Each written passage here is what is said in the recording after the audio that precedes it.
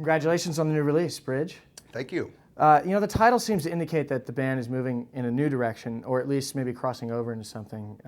What does Bridge mean to you? I think we see it as a good metaphor for a connection from who we were to who we are becoming. And, I think something that a producer told me was, if you look at all the really favorite bands of people through the years, they're bands that take their audience on a journey from album to album. And certainly losing Bobby and getting new band members forces us to change. And I think a good band has to grow no matter what's happening, whether there's new people or not. And this certainly was an abrupt change, so we just wanted to imply a connection. And it was interesting because that title came about initially. Bobby's nickname was Brooklyn Bob, and we kind of had thoughts of the Brooklyn Bridge, or Bridge Out of Brooklyn was one of the working titles early on. Mm-hmm. And so Brooklyn Bridge came out of his nickname, and then Bridge kind of seemed to sum up where we were at. We kind of fell into place like that. Isn't that a picture of the bridge? Isn't that the Golden Gate too? Yeah. Yeah, because we did a lot of the record in Sausalito. So on the inside of the cover. So there was a nice, from the Golden Gate to the Brooklyn Bridge, kind of like that. Now, bridging from where you were before and to where you're going now, do you guys have a clear idea as to where the band's going now, or are you just sort of exploring? It's just happening. I mean, in order for a band to find their identity, especially on stage, and as the kind of personality you have, it takes a lot of time and playing together. And we're just starting to find, I think, where we are as a band right now after this, about a month into this tour. It's really starting to feel like we're kind of coming into our own new identity. And a lot of that before has been getting rid of some old things and trying on new things, being brave enough to try and depart and knowing each other well enough. All that's kind of happening, so it makes for an exciting time where I'm enjoying the process. The key was really to not, there's a lot of advice you get when you're trying to rebuild a band, and the thing we knew we didn't want to do was enshrine Bobby or get someone who looks like him or plays like him, mm-hmm. and try and capture that sound that we had back in the mid-'90s. We wanted to keep growing, and it was important to encourage Tad and Ben, our new bass player and new keyboard player, to respectively. Respectively, to own the band and to own what we're doing on stage. Because, we can't work as the three of us with some sidemen. It has mm-hmm. to be, a 5-part entity now. Now, and this kind of correlates into the new album. It's a real fresh sound, at least from how I know your music in the past.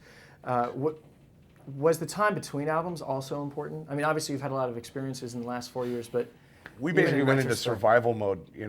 We had to really make a lot of decisions that we knew were going to be important and significant, and we decided early on, almost immediately, that we wanted to salvage the band and wanted to keep going. I mean, we'd built this for 12 years, and we didn't want to just stop. And Bob had worked very hard to build it, too. Yeah, I don't think he'd want us to stop. So, we just started going into survival mode, and it was about rebuilding the band, writing new material, seeing if we could write, and happily, artistically, we just kept getting good news all the way. There was plenty of material to write. Mm-hmm. It was a very positive and fun experience. Yeah, we got along well. It was we were having fun.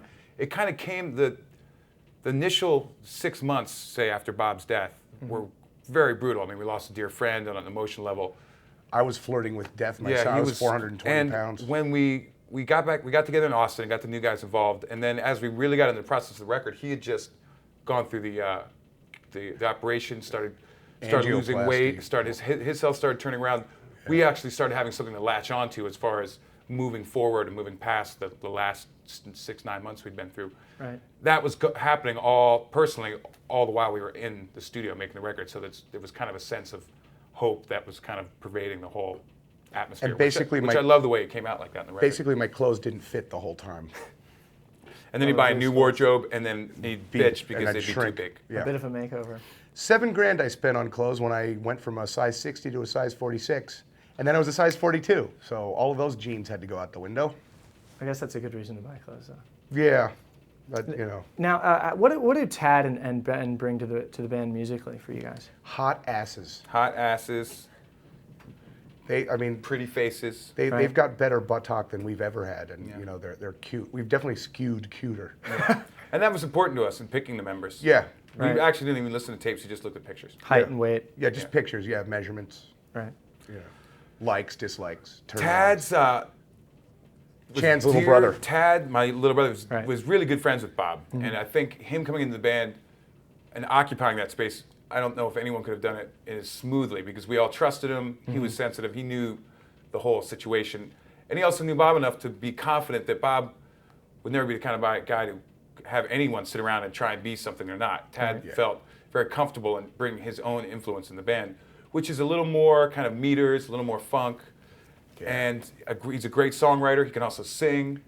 And we're trying to push those guys to just own it as much as possible.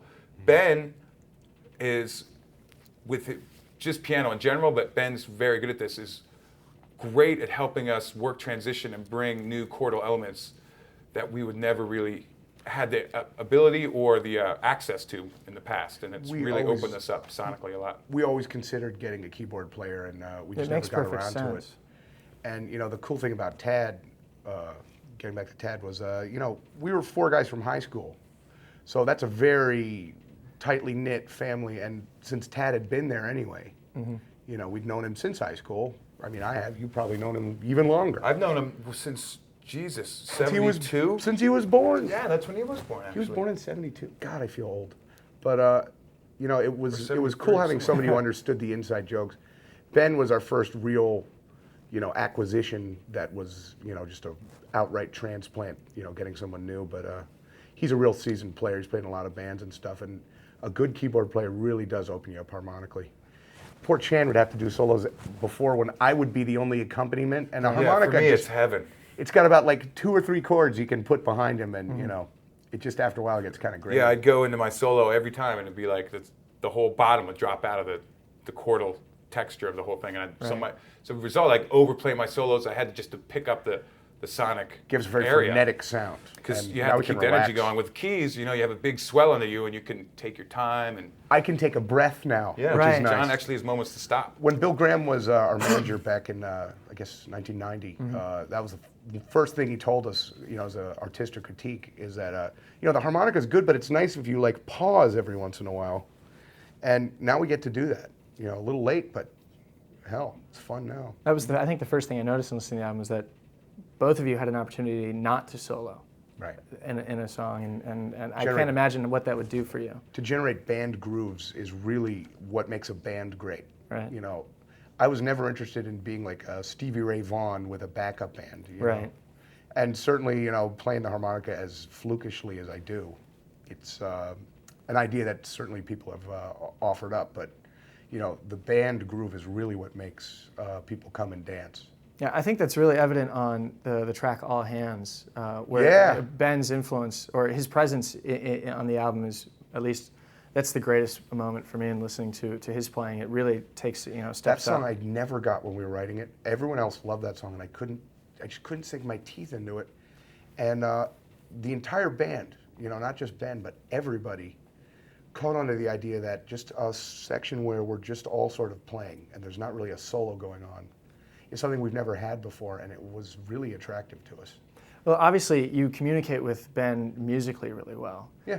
Was it difficult in writing or recording with either Tad or Ben in trying to develop some type of communication in the studio? Writing and recording, I think, was fun. I mean, it certainly was an adventure for all of us because we never had to do that before with these people, and it's certainly new for them.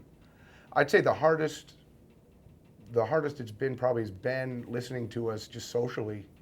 We have so many stories about people we knew in high school. I'm sure it drives him nuts. Yeah, because Tad can share with all those stories. He was there, yeah. He has to listen to our old stories, drug up again. Remember Stubby Jenkins? Oh yeah, Stubby, that time at the Wawa. Yeah, Ben actually is probably sick of us personally, but artistically he seems to be enjoying himself. Yeah.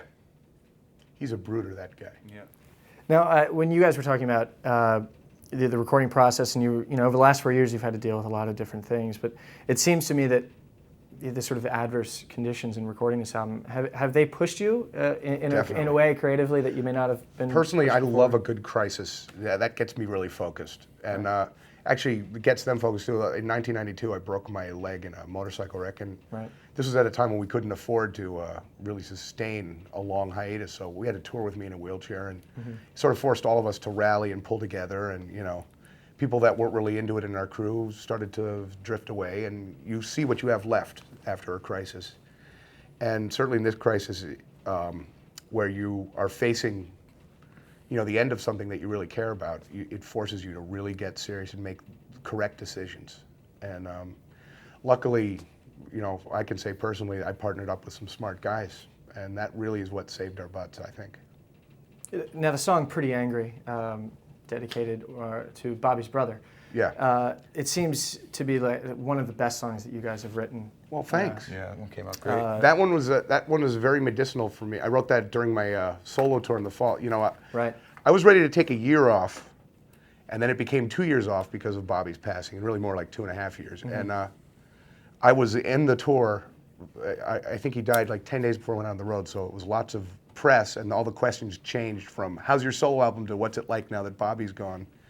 And it was a very sad time, and I was flirting with death myself. I was 420 pounds, and it was a pretty miserable time. And that song, for me, was a really important one to write, and it's a really hard one to sing. It's the only one that gets me gulpy, and I've written plenty of sad songs, but that one. And of all the songs in the studio, that one was the one that killed us trying to get done right, because it has to cover a lot of emotional, a sense of hope, a sense of grief, a sense of anger. Our producer Matt suggested I sing it happy once. I mean, we tried it, and honestly, we did takes into the wee hours in the morning. We overdubbed a million times. We spliced intros. We threw all kinds of things at it. Mm-hmm. We were thinking of leaving it off the album until like the last 2 weeks of overdubs, when a few elements just clicked, and it all, some harmonies, and the whole thing came together after just torturing ourselves. That was, without a doubt, Brendan, our drummer, also did some great splicing. He's really working the Pro Tools, and I see him being a really great production element for the band. And he's the one who connected that piano intro to it. I mean, that was not where we were going with it, and it wound up being a great thing. Throughout this album, there were a lot of things that I didn't get until they were done, and they wound up being the right decisions. And for me, that was very new. I was very used to envisioning things. And what's cool now is that artistically, we're all sort of sharing that a little more. And finding things. I think a little more open to finding things. It's great when you're outvoted artistically, and it winds up being a better decision than the one you were going to make. It restores your faith in the process, and I love that. Right. Well, Pretty Angry is also a fairly intricate song. I know that there's parts of the song where the rest of the band is singing a whole nother, a mini chorus. Yeah, there's harmony parts on top of it. Those harmonies are really nice. I originally wrote those for, we were trying to get Sheryl Crow to maybe sing a counter line, so I wrote some counter lines up, and she wasn't available to do it, so rather than just chuck them, we tried harmonizing them. And our producer thought it was a cock brain idea to begin with. Well, see, that's what happens when you make a record. You'll do an idea that someone else working with you will go, I just don't understand what you're trying to do. And you really have to have a lot of faith and see if it works. And I wasn't sure if it was going to work either, and then they started getting a little hypnotic on us. It has a very subliminal feel in a way, and I didn't really pick up on it until I started reading lyrics along with the song maybe the second or third time. I think that's the problem with it, is that you really have to read the lyrics to understand what the hell I'm saying, because it does get confusing. But I love counter melodies, and I'm a sucker for that. I love slapping extra lines on top of things. But even though the song is born from a terrible experience, the song still has a real sense of relief. I think all songwriting is about, or at least for me, is about healing some. You want to write about some experience you had, and in being able to sum it up, you at least have the illusion of being through it. Mm-hmm. And I'm certainly not through Bob's death. I mean, and as well, we were performing that song for the record when we were kind of through a lot. Mm-hmm. A song that was written and conceived back when it was still a much darker time. So it still has original elements of that, but we were playing it with and that's where music can touch levels that you can't really equate in words or language. I mean, you can emote feelings that can't really be explained. I do have to add though that because we had to write so fast, this record reflects more of what we were going through at the time than any record we've done before. Usually you have a couple of years where you're working out songs and then you get them ready for a record. So usually our past records reflected something we were going through earlier. Like Four, for instance, was more about the time when I was going through my wheelchair days from the accident in the 90s. But I'd already come through it. I was already walking by the time the record came out. So it was sort of reflecting a couple of years earlier. Right. This album reflects as close to the present as we can. Maybe that's why I get. can still listen to it. Yeah. I always love the most recent record we do, but this one to me is really, I think, our best made record. Now, the things I've read about it, the Bridges has been described as a tighter, more focused album. Do you guys agree with that assessment? Or? Yeah, I think that has to do with Tad's bass playing. You know, Bobby was a very loose and fluid bass player and great improvisation, a really rolling, thundering kind of bass. Tad is a much tighter bass player. I think technically he's better bass player, more trained and capable of doing more kinds of styles. And when you have that kind of musicianship, you know, us old fogies, we feel a little rusty. Yeah, but, they whipped us into shape, him and Ben. A lot of it also had to do, I think, with the producer, Matt Wallace, because the last 3 records, the first couple records were just kind of interpretations of our live set. We started getting more into albums with Mike Barbero and Steve Thompson, that team. Really, the second and the third, fourth, and fifth record were with them, and they were kind of in between, but they were definitely, it was more based on our live experience. Matt came from a totally different school of really tight, kind of the Replacements, kind of tight forces to focus on writing. arrangements. And we, in making this record, we actually, the first couple weeks of pre-production, interpreted all the songs on acoustic instruments and tried to make them sail as just songs. If they don't sound good in the acoustic instrument, if they don't have a build and a message on acoustic, all the electric gobbledygook and power and energy isn't going to save them. So once we had the song forms down acoustically and they really worked for us acoustically, then we added the electric part later, and I think that helped make the songs really build. was a genius at arranging, and forcing us to arrange. And again, I found myself taking versions of songs I really didn't understand. I mean, it was not the way I would have gone. And then, you know, about 2-3 weeks in, I'm like, I'm beginning to get what he's talking about, this song. And as any good producer, he's a pushy bastard. Yeah, you got to be a pushy bastard. You got to get up people's butt. And it's kind of like you're whipping a racehorse. You want the racehorse to run to his fullest ability, and the racehorse doesn't want to run. He wants to eat oats and hay in the field and, you know, screw some filth. But if you whip him too hard, he's going to buck you. Yeah, so you want to get the best performance out of him, and you have to be there going, nope, you didn't make it. Nope, you didn't make it. And I'm sitting there going, I thought I made it. Hey, I'm happy with it. God damn it, why can't I want to determine I made it. And you need somebody there to really assess what you can do, and that's what a good producer does. And Matt really he kicked their butts. It sounds like you've reversed the process. Instead of bringing jams into the studio, you're bringing songs out onto the stage. Now, how does that affect your live performance? I mean, are some of these songs, I think some of these songs are completely applicable for a great jam, but... Oh, as a harmonica player, you know, who's known for his Yngwie-like solo style, it is so refreshing to play new songs where I can play the solo, you know, slow. You know, when I play a song where I've got a burning harp solo and people are used to that, it's very hard to change that solo. You have to sort of approach it with that same energy. And when you're playing something like You Reach Me, track 5 on our album, where we use drum loops for the first time, when we play it on stage, I get to take some space and make it an updated amalgam of my vocabulary, and that is a fun thing. I've been dying to play some new songs. The really torturous point, I think, was when we had our album in the can, but we couldn't play it for people because of, you know, Napster and all that. On your pre-tour. Yeah, on the pre-tour, warming it up. And we have all this new repertoire, but we were stuck playing the stuff that we were playing for years and years. And the new guys didn't mind because they didn't know how any of the songs went. But for us, you know, you get into ruts really easy when you've been playing the same song for 10 years. It's been odd, though. One thing we kept in mind through this whole process is we wanted all the songs to be something we'd be proud of playing live. And in the past, we've done albums and only taken like 4 or 5 of them and kept them in the live repertoire. Up to this point, we can lean on, you know, 8 or 9 of the songs live, and they feel really strong. That's true. And something we've been playing, we play them every night, and they're going over great live. Even before people even had the record, they were working live. The majority of the record is workable I think live. it's because they're well written. We've formed them well, and that goes over live. You know, if the song's well written, it goes over no matter what. You know, it doesn't count on the jams to be inspired or to be good jam vehicles. The songs sell themselves.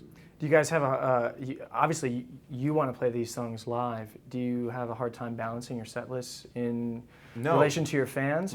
New stuff first. New stuff first? You know, we have old favorites. You know, we always do that. But for us, we're all about the new stuff right now. We also put some stuff out. The first thing we did in Austin was put together these 4 songs of this sort of concept record we've been always toying with for years, and it wound up being 4 songs on our the EP on our internet site, and well, one song off of that, "The Path," we play all the time, and it was really liberating in that sense because it was new material for this band, and so we didn't have to be any connection to what we were. We've got to play the songs the way we do now, and that to me is very liberating. And with this new album, it's 12 songs like that. Something we've also done is taken a lot of the old material and revamped it with the new players live, and that's freshened it up for us as well. Some stuff doesn't work without Bob. Yeah. Right. Certainly, Mountains Win Again is one we keep getting requests Sweet for. Talking Hippies. He Tough wrote to that Go. song, and it's so much him that it's hard for us to do that without him. And Sweet Talking Hippie is a great example of a groove that we relied on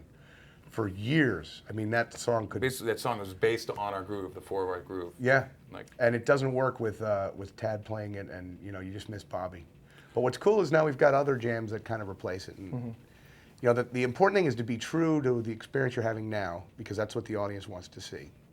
And to try and rehash something because... and that's what we want to do. Yeah, you can't carry a sense of obligation about any of this.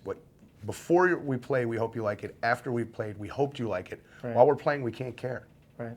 And we got to be true to that. And as long as you do that, you're going to grow. And you can't predict the direction.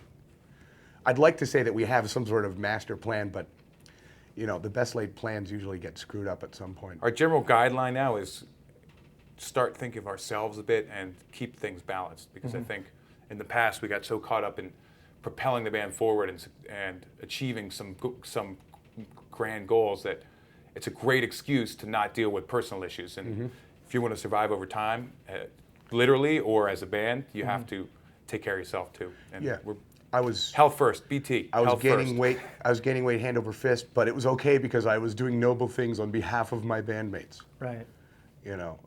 Certainly for me, I'm seeking a balance. I think this guy is one of the most balanced guys. He was in the same band with me, and I'm looking at him and like, where did he manage to get a wife and a kid? How did that happen? Right. Well, it was hard, hard fought. I came to a crossroads as everyone does. I would go home at night and make love to a pound bag of Doritos. Now, you guys are obviously focused on yourself and How do improving you as a do? band. No, never mind. You got to be careful because those things are crunchy. Yeah, and You have to be sensitive. do you like the taco or the nacho? Well, Or sour eating, cream? for eating, tacos better, but for full-on sex, For love making? nacho cheese is extra cheesier, Yeah. and that sometimes adds a little lubrication. Down What to about dirty what Cool about the new Ranch. 3D? Oh, I don't get in that Cool Ranch crap. Yeah, that's flash in the pan. Sluts. Anywhere down the Trolls. line, do you think you guys will? I mean, if you get to a point where you think the band is fully realized, at least where you're going, do you think that you'll refocus your efforts on possibly doing another Horde festival? We will certainly work with all of the bands we met on Horde. We had a ball for those 7 years. That was a great time every summer. But Horde has come to mean a euphemism that I can't spell into Horde, but it basically means John works for 10 months doing a crappy job as a promoter. Right. And I've got a better job. I write songs and play music, and that is so much funner. And I think a large part of the stress I was going under and that selfless taking the responsibilities on my shoulders, so then it doesn't matter about my health or my happiness, had to do with Horde. And I'm very proud of what we did with Horde. And we're just not going to call it Horde, because I think people have seen that. Sure. We should call it something else. We don't own the jam band. I love how people say we're pioneers in the jam band thing. We're looking at the Grateful Dead thinking they're Right. pioneers, and they're looking at Miles Davis thinking he's a pioneer, and it's endless. I loved, I just sat in with Dave Matthews last night. It was so fun to see Dodger my old Stadium. friends. Yeah, Dodgers, and they're playing Dodger Stadium. I walked out and was like, what the hell all these people come from? Right. These Well, guys used to open for us. I mean, good grief. That seems to say that there might be a need for We're certainly willing to sort work. of rolling community. We're certainly willing to work with them, but the great thing about our scene, as it were, is that none of the bands sounded like each other. I mean, really, Right. the only common string was that it was a good live show. And improvisation played a part. Yeah, and I think that as far as that goes, we're going to tour with lots of bands, but we'll call it something different each time. I think if you liked Horde, you're going to like what we're doing and the bands that we're going to work with. Sure. It just won't be 8 hours. It won't be that ridiculous traffic, and it won't be the It won't be traditional 12 Horde bands this with and Horde that. concourse. I think the thing that really doomed all live festivals, they seem to have all ebbed away now with a few exceptions, is the radio festival. Right. Here's a cheaper show, more convenient, and they buy their bands with airtime, which is something that we could never compete with. Even if we had all of the money in the world, you can't pay a band as much as getting a shot on the radio. 'Cause Another that's great thing that's coming up is promotion. these. We've been doing a lot of them this summer and last summer. It's kind of like in Europe, the local, Atlanta Midtown Music Festival, Yeah, and Beale Jazz Street. Fest. What's great about those is they set up static in one place for 3 days, long weekend, or 2 weeks, in some Milwaukee Blues Fest or whatever, in a great park or some city facility that's a much nicer place to see a show than a big cement shed out in the middle of nowhere. And Summerfest. this is important. Right, and they really. This is really important. They know where the toilets are. Right. We have to build our toilets. Right. And so for the audience, for the fan, it's better to go to the facility that is actually run by the area. I think Horde I really love the noble idea of it, and I think we did help a lot of people, but we're still going to do that. As far as that goes, as far as the spirit of Horde goes, we'll certainly continue that spirit, but we just don't want to call it Horde. I think that was a good name, but it just has too much baggage with it. And one thing I've learned is shedding baggage can be a really good thing. Keep the ideas you like. 180 pounds of baggage. There you go. I'm half the man I used to be. But keep the ideas you like. Discard the ideas that you've outgrown. Or don't apply. Yeah, just don't apply anymore. Yeah.